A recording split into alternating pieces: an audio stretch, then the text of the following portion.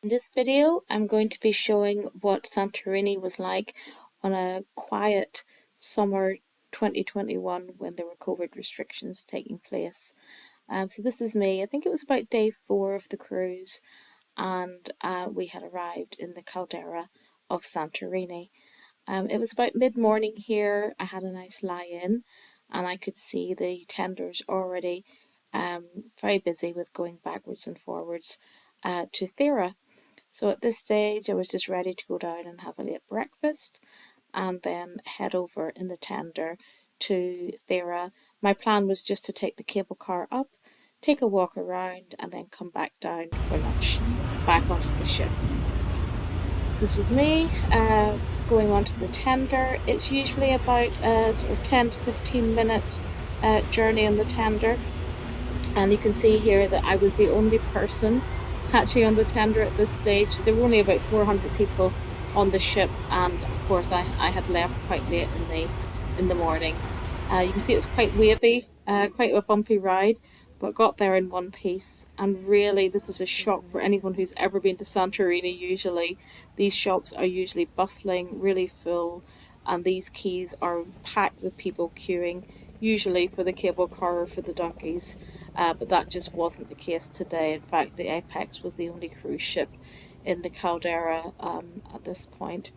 So I just decided to walk on up to the cable car. As I say, there's no queues, and I could just get a cable car straight up. It takes about 2 minutes at most to take the journey up to the main town of Thera. And the reason that I've recorded this is that sometimes people can be a little bit frightened of getting the cable car up, and I don't have any equipment that sort of stabilizes the camera I use. So you can see here that it's actually a really steady sort of journey up. There's no shaking of the cable car, which is really great, and you get really nice views right over the caldera. You can see the apex in the distance, and as I said, about 90 seconds in, you're already near the top of the cliff face, ready to go out into the town. I only spent about an hour walking around the town, had a little drink, did a little bit of shopping, and decided to head back down using the cable car again down to the harbour. And this time used one of the local tenders, it wasn't a ship tender, over to the ship back by lunchtime. But actually, we stayed in Santorini for the whole evening over past sunset. You can see that here in these pictures. There were lots of really great shows on the ship. This one was called Crystallize, using those LED screens. The Tree of Life was probably my favourite one. And actually, there were deck parties as you would expect in the summer. This was the best one, I think. It was a sort of 1980s themed disco up on this deck, which is called the garden deck. So, as I say, this is probably about half 11, 12 o'clock, so plenty of people enjoying themselves at that stage of the evening. We had Flyboys, which was like a UK based swing band.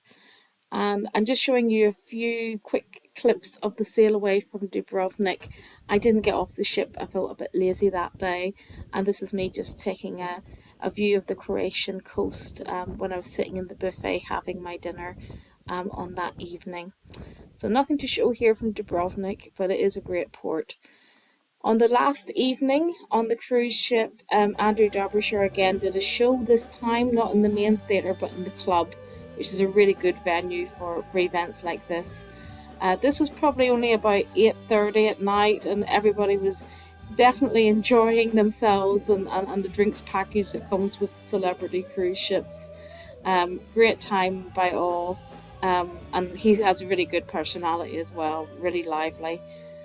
After that, you could go to the theatre, and they had a good show called the Rockumentary, where the actual performers, for the ship performers, did a whole series of musical numbers from the 60s right through to today.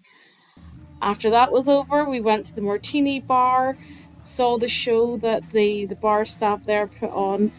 This was the last night, so they went a little bit wilder than usual.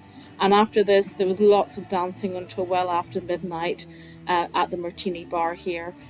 And just before I went to bed, I took a few last pictures around the pool area and enjoyed my last night on my favourite cruise ship that I've been on out of about 15 or 20.